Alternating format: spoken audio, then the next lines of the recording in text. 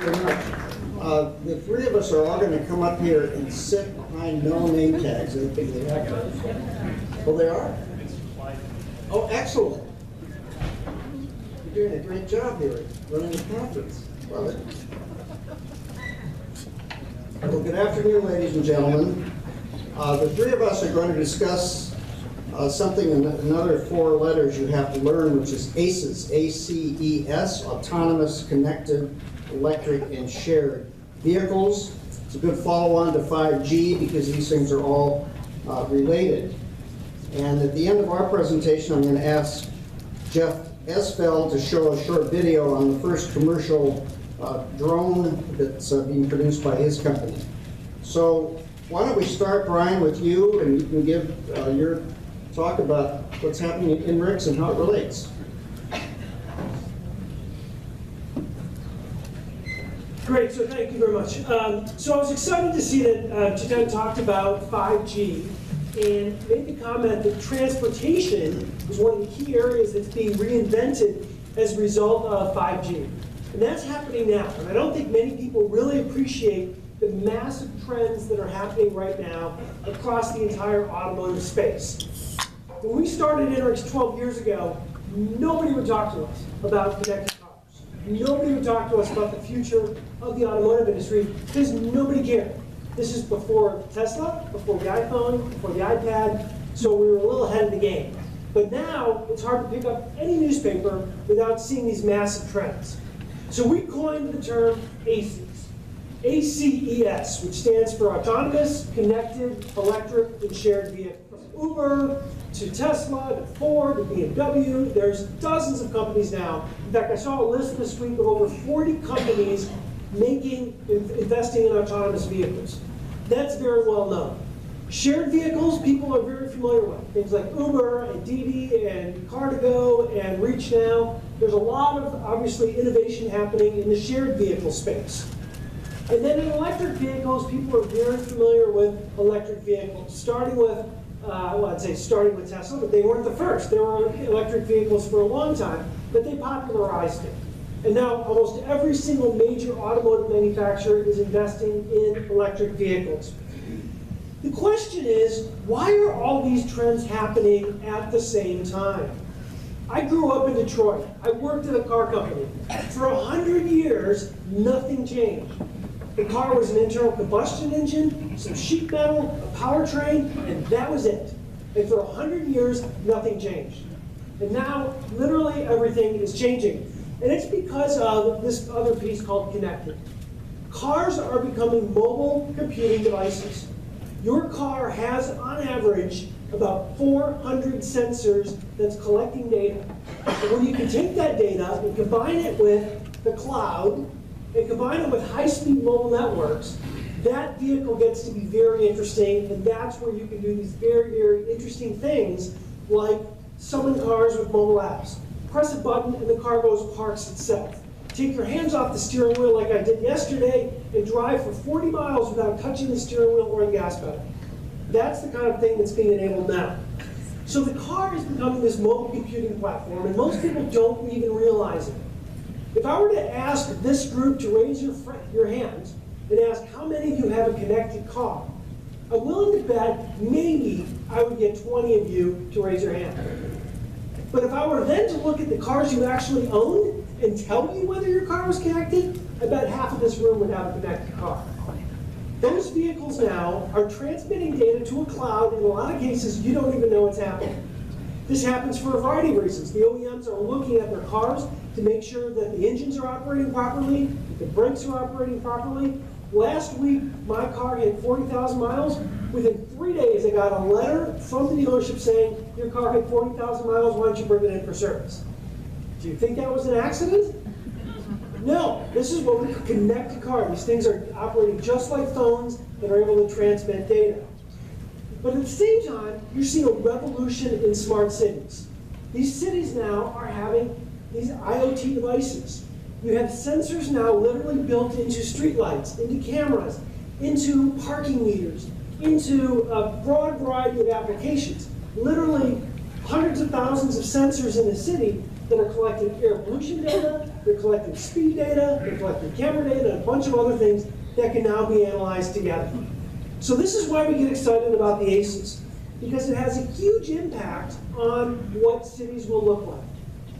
I wrote an op-ed that became kind of notorious about how light rail will become obsolete before ST3 is built. Now, whether or not you agree with ST3, that's not the point. The point is these trends, autonomous, connected, electric, and shared, will have 100 times more impact on what the transportation system looks like in 25 years than anything happening now in terms of infrastructure investment. And the reason is, if you think about the trends coming together, that's where it's powerful. People talk about added congestion in a city. What happens when the vast majority of vehicles in a city are no longer individually owned, but they're shared? And those vehicles don't have to park on the side of the road anymore, because once it drops you off, it goes to the next person and picks the next person up. Individual ownership of vehicles plummets. More vehicles, more capacity, more utilization of vehicles means overall less parking required. So on a street like this, you end up with more lane capacity simply because you can eliminate a lot of parking. Now, before you say, well, I like owning a vehicle, I'm never going to bet on ride sharing, let me point out that the percentage of millennials today that have driver's licenses is dropping precipitously. 30% of my son's senior class in high school, 30%, and I live in Redmond, I'm not in Seattle, 30% do not have driver's licenses. Now, when I turned 16, 8 o'clock in the morning, I was at the DMV. Now, that's not important to kids anymore. And it's because they know they can get around using ride sharing, carpooling, and things like that. So you end up with more capacity on the roads because of autonomous and shared vehicles. Now, some folks will argue, well, I'll send my vehicle around to drive around the block forever so I don't have to park it. That's not where companies are investing. If you look at Uber and Google and even Ford and BMW and all these car companies, they're focusing on mobility as a service. That means you summon a car when it's needed, and when you're done with the car, it goes off and drives somebody else from point A to point B. This mobility as a service is becoming the driving force in the overall automotive world.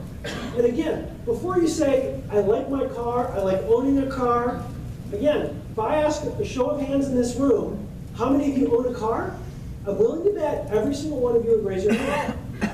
But then if I ask, how many of you actually lease the car as opposed to actually owning it? More than half this room actually don't own a car. They rent it from the car dealership, and then they return it at the end of the 3 years. So now if I said, instead of paying $300 to the car dealership for your lease, what if you could spend $200 and have Uber on demand as much as you want?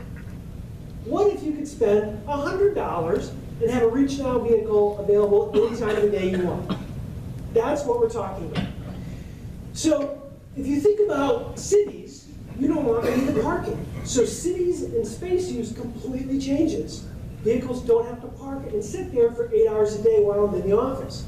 Now, the cities can open up. So you end up with more capacity, more land use, and more ability to do things like have green spaces and parks and things like that. And then finally, we have more accessibility. People can use autonomous vehicles who are handicapped, who are blind. My grandmother drove a car until she was 99 years old. That may not be a good idea. She doesn't have a choice, but what if she has a choice? That's the world we're moving into. And finally, this is really what it's all about. 1.25 million people are killed in car accidents on a global basis. This is a global figure, not a US number. 1.25 million. With autonomous vehicles and the other technologies that are coming, you can have a huge impact on this, because the vast majority of these deaths are caused by human error. Drunk drivers, texting, things like that. And then for the rest of us, 4.3 years is saved during your lifetime if you don't have to drive in your commute to and from work. If you have 4.3 years more in your life to do things you want to do, whether it's check out social media, or read a newspaper, read a book, whatever, on your commute, is that important to you? We're willing to bet that it is. So what we're doing now with a bunch of companies across the region is announcing the ACES Northwest Network that Kevin's going to talk more about. The ACES network is a group of these companies, Uber and Lyft and INRIX, and here, a broad variety of other companies around this area that are focused and committed on these technologies and making a big impact across the region and advancing the state of the art around these technologies.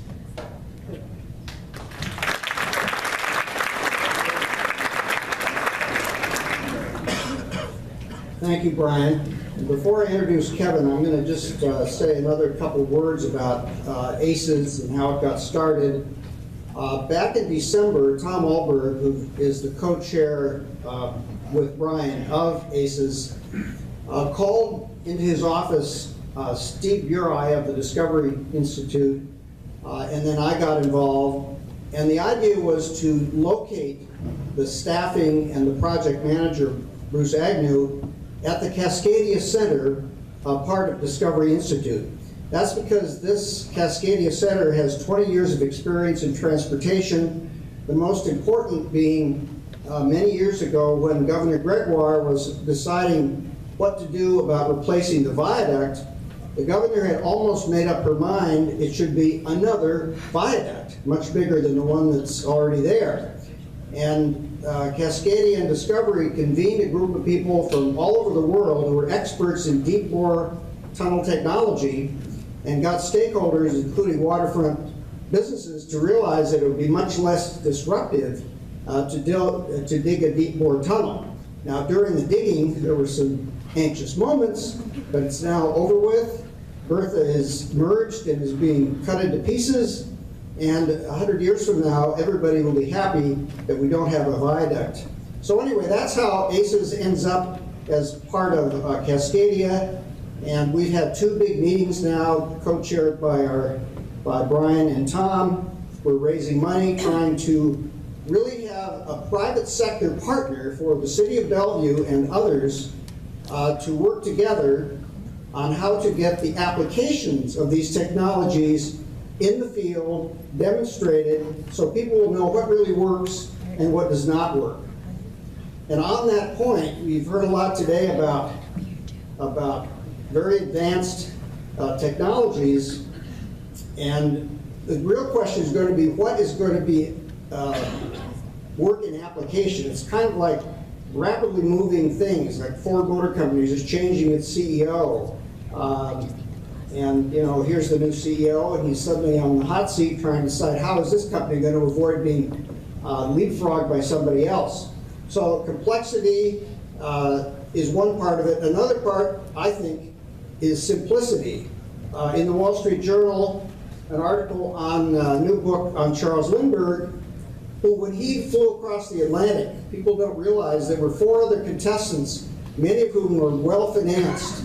And they all had multi-engine planes. They had wine on board for the victory celebration. Lindbergh helped design his plane, so it was very, very simple. And I think that's a good byword in these new technologies. So let me introduce our partner, really, because it's a public-private partnership that we're trying to do with ACES.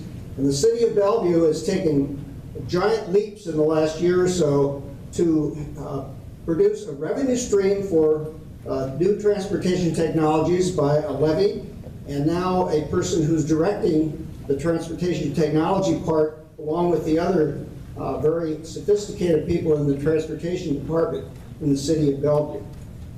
So Kevin, you're not running for re-election, so the applause might not be deafening, but it's great to have you as a partner.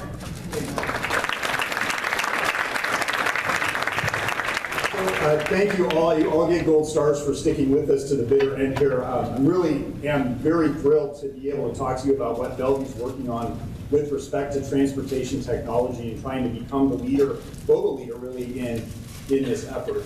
You might ask, why, Kevin, are you, a real estate developer and elected official, talking to me about transportation technology?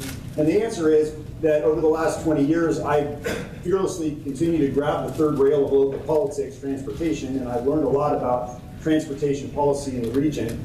And as a real estate developer, it's my job to take a fantasy of a very complex project that involves lots of different teams and turn it into reality. And that's very similar to transportation technology. And then as an elected official, I routinely take credit for other people's efforts to turn fantasies into reality. So I'm really the complete picture. Do you work the slides or do I do it? Okay. Am I going to make a break? Let's push down. Over. All right. So basically what I'm talking about is our goals, the reasons for doing this, and some things that we have been working on and want to focus on over the next 5 years. I should say that none of this is adopted city policy yet, so take this as my comments, not the whole council or the city. The goal of this, though, is to become a global leader in all of the elements of the ACES strategy that Bryan talked about: autonomous, connected, electric, and shared. And the reason we're doing that is to enable people who live, work, and play in Bellevue to be able to basically get around as efficiently and in the way they want and how they want in a safe and expensive and efficient manner. Why are we doing it, right? We need to justify, in some cities we like to justify the money we're spending from the taxpayer dollars. We want to try to justify it. So why are we doing it? Well, we're trying to provide people more mobility choices in Bellevue to be able to get around the way they want. We have lots of traffic growth, right? We're out of concrete and the transit options are known, and we still need more. And so transportation technologies really provide us that next level that we need to get to handle the congestion that's going to come from all this great growth. Vision Zero is a policy we adopted late last year that says we're not going to let people die on our roads anymore. So that's a goal, but our transportation policies and land use policies are being set to try to get rid of that. So nobody dies on Bellevue's roads anymore, and transportation technology provides a real opportunity for us to be able to achieve that goal. Economic development and sustainability, I'll talk about in a minute, but the last reason to do this is that, as everybody today has been telling us, the technology is coming, and we can, one of two things, we can either get run over by it by not being prepared, or we can embrace it, be ready for it, and ride this wave to the future. And so that's what we've decided to do. So the first thing, there's 10 things here. The first thing is that we did was set the foundation in the operating and capital budget to have the apparatus to be able to go forward with the transportation technology strategy. And there were already some good employees. There's 3 or 4 people in the transportation department part-time focused on technology efforts. They implemented the most modern traffic signal system in the country in Bellevue. But we needed a full-time guy. And so we put the money in the budget, and the transportation department hired Steve Marshall, whose job title is Transportation Technology Partnership Manager. And his job is basically to create the strategy and develop partnerships with public and private organizations to bring transportation technology to Bellevue. We also put money in the capital budget, but thanks to the voters who passed the transportation levy last November, we have a dedicated stream of money that totals to $10 million over the next 20 years that is specifically dedicated to this effort. So the resources are there for us to go forward and do this thing, but we need to understand what is the thing. And so what we're doing right now, Steve Marshall's heading this up, is developing the Intelligent Transportation Systems Master Plan Update. And it's basically the strategy that we're going to take to figure out what to do over the next 1, 3, 5, 10 years to be at the forefront of the ACES strategy. That's scheduled to be completed at the end of this year. So now I want to talk about some of the things that I think are achievable for us to do in the next 5 years that I want us to focus on. First is to try to improve our technology infrastructure.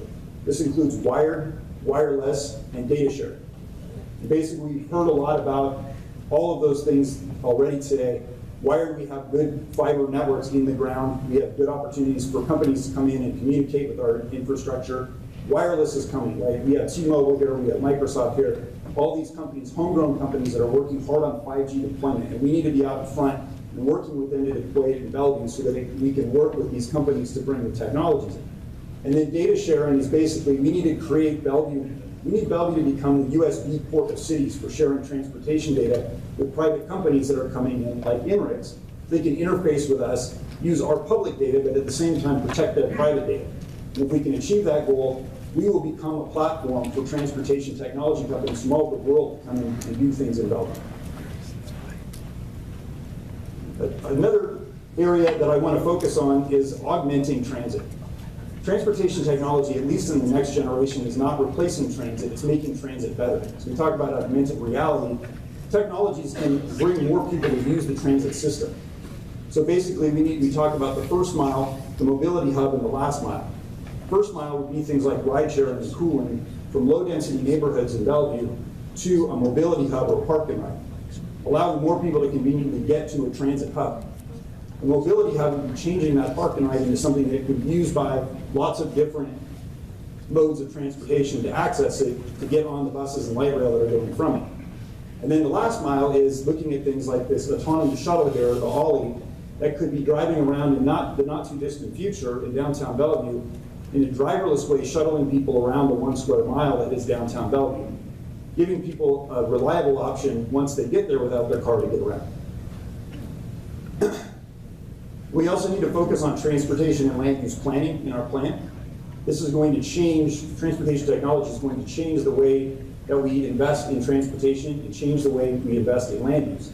So we need to look at the projects over time, incorporate these technologies into our thought process, update our modeling so we can forecast the benefits of all these technologies. And then at land use, on the land use plan, once a car can drop someone off and go park itself, the whole land use paradigm changes. So we need to be thinking hard about what that means for downtown Bellevue, for our neighborhoods, and so does the rest of the region. The next element is sustainability. Changing to, every time we take a trip and make it an electric car trip instead of a gas car trip, we've reduced carbon emissions in Washington State. This is the way to reduce carbon emissions. Almost all of it comes from cars in Washington because we're hydropower, not buildings.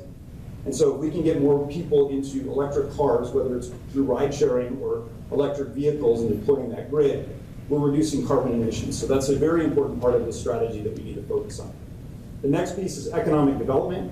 As we move forward in the transportation technology effort, it's really becoming almost as much about bringing companies here in the economic development piece as it is about getting people around of our economic development strategy in Bellevue. We really focus as much on bringing companies in to create jobs for the city and the region as we are in creating transportation solutions. Number 8 is communications. We need to be able to tell people what's happening, our residents and businesses in Bellevue and the region. We already have 2 great organizations that within the city system that can communicate this stuff out, Transmanage and Choose Your Way Bellevue. And then I'm really excited about the opportunity for ACE's Northwest Network to be able to help us communicate more of what's happening in Bellevue, both to the companies we want to partner with, and also have Bellevue be a resource for those companies to be able to get people to adopt what they're doing. Number 9 is, I'm going to skip over, but we need to focus on the regulatory and legal issues that come with transportation technologies. The more we can get out in front of that and get the rules fixed so that we enable it appropriately, the better. And then the last piece is probably the most important. This is the centerpiece of the Bellevue strategy, which is basically forming partnerships with public and private organizations to leverage what we're doing and basically make Bellevue be a platform for transportation technology, an enabler, but not the provider itself. And so on the private sector side, we have Steve forming relationships with companies like Uber and Lyft and INRIX and Microsoft to come in and develop these technologies and test them out in Bellevue. That's the goal.